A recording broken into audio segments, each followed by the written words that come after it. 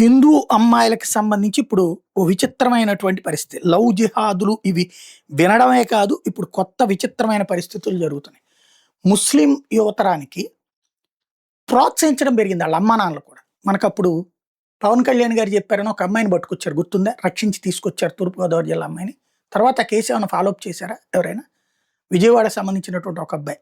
అబ్బాయి తల్లిదండ్రులు కూడా అమ్మాయిని మతం మార్చడానికి కాశ్మీర్‌లో పట్టుకొచ్చారు అమ్మాయిని. బలవంతంగా అమ్మాయిని అక్కడ అట్టిపెట్టాడు వాడు. తర్వాత ఏమైంది?